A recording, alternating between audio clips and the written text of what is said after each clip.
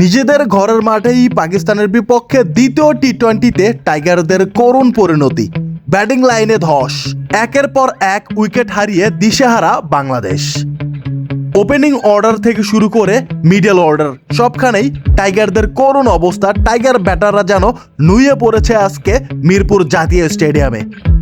তানজিদ হাসান তামিমের বিপরীতে দলে সুযোগ পাওয়া মোহাম্মদ নাইম তিনি কিন্তু তার কাজটা মোটেও করতে পারেননি।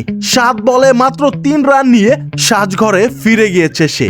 অন্যদিকে পারভেজ হোসেন ইমন, যাকে নিয়ে আসা প্রত্যাশা, সেও কিন্তু আজকে প্রত্যাশাটা পূরণ করতে পারেনি। 14 বলে 13 রান নিয়ে আউট।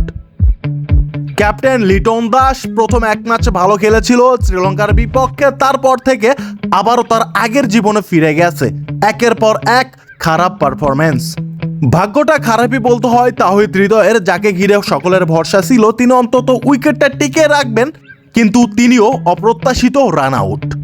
শেষ পর্যন্ত দলকে 100 রানের গন্ডি পেরোতে সাহায্য করেছে মাহাদি হাসান এবং জাকের আলী। মেহেদী হাসান মিরাজের পরিবর্তে দলে জায়গা পাওয়া মাহাদি হাসান তিনি কিন্তু তার কাজটা সফলভাবেই করে যাচ্ছেন। বল কিংবা ব্যাট হাতে তিনি কিন্তু দুর্দান্ত। দলের প্রয়োজনে তিনি কিন্তু আজকে ব্যাট হাতে করেছেন 25 বলে 33 রান। এই করুণ মুহূর্তে তার এরকম ইনিংস সত্যিই প্রশংসাযোগ্য। শামীম হোসেন পাটোয়ারি, যার উপর ভর রেখে বাংলাদেশ হয়তো 150-এর কোটা পার করতে পারত, কিন্তু তিনিও শেষ পর্যন্ত একরাশ হতাশা দিয়ে মাঠ ছাড়লেন। 4 বলে 1 রান নিয়ে বোল্ড আউট হয়ে গেলেন।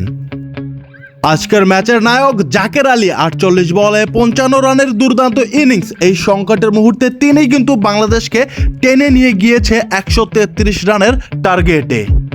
বাংলাদেশের এমন পারফরমেন্সে হতাশ পুরো বাংলাদেশ। ঘরের মাটিতে এমন ব্যাটিং স্টাইল, এমন ব্যাটিং ধস, সেটা আসলেই অবিশ্বাসযোগ্য এবং অগ্রহণযোগ্য।